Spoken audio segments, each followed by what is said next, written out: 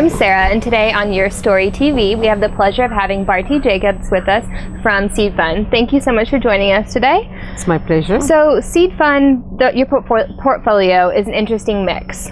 What is your e-commerce investment mantra? Don't really have a mantra for e-commerce investment. You have a mantra for investing, and that sort of applies across to all segments or sectors or ideas.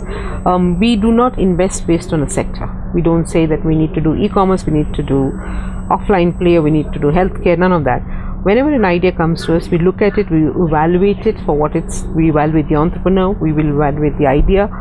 If it's a B2C, a consumer play, we evaluate it. Does it speak to us? Is it something that I would go and transact on, or I would buy from?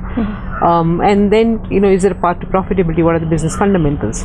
So we are not, so our mantra remains the same. Whether it's e-commerce or m-commerce or off-commerce or on-commerce, whatever commerce you call it.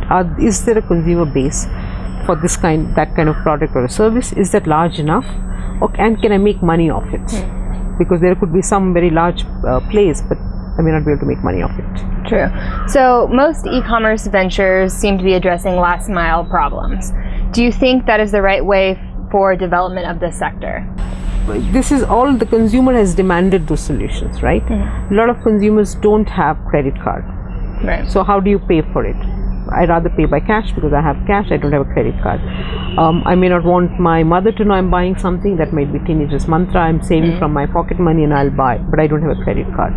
I may be a wife, or I may be a husband who doesn't want his wife to know what he's buying, so I can pay by cash. So cash on delivery has come because consumers have demanded for it, and for you to have a larger base of consumers. And in terms of home delivery of tickets, airline tickets or something like that, I may not have a printer. There are only 25 million connections. Computers sold in India, right?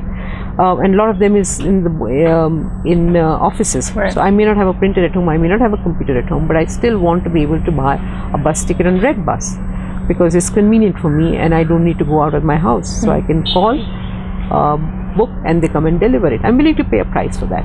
So I think all the solutions that you see are India-centric because Indian consumers have demanded it, and I think entrepreneurs have sort of reacted to it and created those solutions so that they can have access to much larger market. Definitely. So is there a checklist you tick when making an investment? What are the top 3 items on that checklist?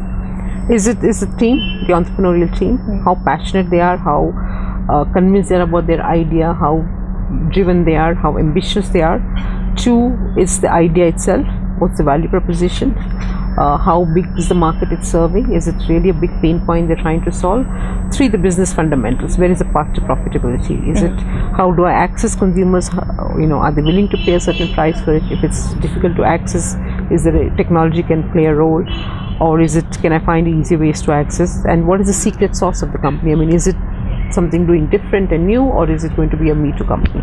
Definitely. For example, we will not fund another yourstory.in.